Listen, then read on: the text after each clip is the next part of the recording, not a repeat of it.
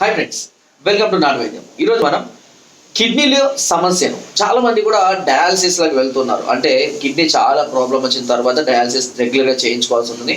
లేదా kidney stones, కిడ్నీలో కూడా చిన్న చిన్న రాళ్ళతో బాధపడుతూ ఉంటారు. ఇలాంటి వాటితో ఎక్కువగా పెయిన్ రావడం, వాటర్ తక్కువ తీసుకున్న వాళ్ళు ఈ సమస్యలు అధికంగా చూస్తూ ఉంటాము. లేదంటే మినరల్ వాటర్ తాగకుండా బయట వాటర్, మామూలు బావి నీళ్ళు, బోరు నీళ్ళు ఇలాంటి తాగే వాళ్ళలో కూడా ఈ సమస్యలు అధికంగా వస్తూ ఉంటాయి. సో ఇప్పుడు మనం చేయాల్సిందల్లా ఏంటంటే, ఈ కిడ్నీ సమస్యతో బాధపడే ప్రతి ఒక్కరు, అది కిడ్నీ డయాలసిస్ దగ్గర, కిడ్నీ ఖరాబ్ అయినా, కిడ్నీలలో ఏ ప్రాబ్లం ఉన్నా, కిడ్నీలో స్టోన్స్ ఉన్నా, అందరూ దీన్ని కామన్గా వాడుకోవచ్చు. ఎలా తయారు చేసుకోవాలి, ఎలా వాడాలో చెప్తాను. ఇది ఒక కషాయం. ఈ కషాయాన్ని ఎలా తయారు చేయాలి, ఓకేనా? జాగ్రత్తగా వినండి. ఒక 1/2 లీటర్ నీరు తీసుకోండి. జాగ్రత్తగా మోతాదు గుర్తుపెట్టుకోండి. ఒక 1/2 లీటర్ నీరు తీసుకోండి.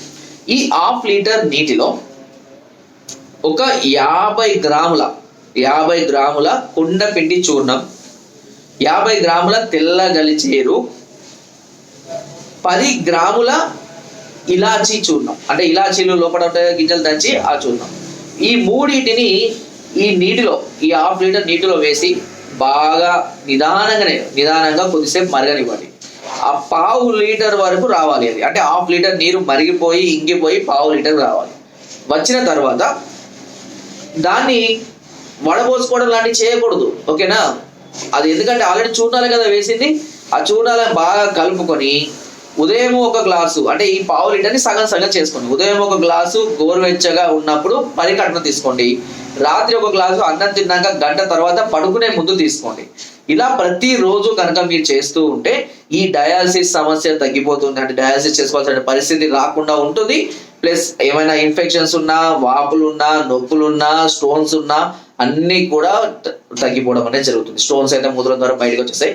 బట్ ఈ సమయాల్లో ఖచ్చితంగా ప్రతిరోజు మీరు గుర్తుపెట్టుకోవాల్సిన విషయం ఏంటంటే, ప్రతిరోజు మీరు 3 నుంచి 4 గంటలకు ఒకసారి 1 లీటర్ నీటిని కంప్లీట్ చేయాలి. 3 నుంచి 4 గంటలల్లో 1 లీటర్ నీటిని కంప్లీట్ చేయాల్సి ఉంటుంది. ఖచ్చితంగా తాగాలి, ఓకేనా? దీనివల్లనే అవి రెగ్యులర్గా డయాలసిస్ లాగా, అంటే రెగ్యులర్గా ఫిల్టరింగ్ అయిపోయి ఆ ప్రాంతం అంతా కూడా మళ్ళీ నార్మల్గా క్యూర్ అవ్వడం, రెగ్యులర్గా మళ్ళీ వర్క్ చేసుకోవడం అనేది జరుగుతుంటుంది. ఓకే, సో ఫ్రెండ్స్, అనవసరంగా సమస్యను క్రిటికల్ చేసుకోవద్దు. ఎప్పుడు కూడా స్టార్టింగ్ లో ఉన్నప్పుడే దీన్ని సంప్రదించాలి. డాక్టర్లను, మెడిసిన్ కానీ, ట్రీట్మెంట్ కానీ తీసుకోవాలి. మీకు ఈ కొండపిండి కానివ్వండి, తెలగల్జరి కానీ దొరకకపోతే మేము పంపిస్తాం, సప్లై చేస్తాం. లేదంటే అన్ని రకాల ఆయుర్వేద షాపులలో ఇవి లభిస్తుంది. లేదా ఆన్లైన్ లో కూడా మీరు తెచ్చుకోవచ్చు. ఎలాంటి సమస్యలు రావు, ఓకేనా? సో ఫ్రెండ్స్, నా వీడియో కనుక మీకు నచ్చినట్టయితే ఒక లైక్, ఒక షేర్ చేయండి. మరిన్ని వీడియోస్ కోసం సబ్స్క్రైబ్ చేయడం మర్చిపోకండి.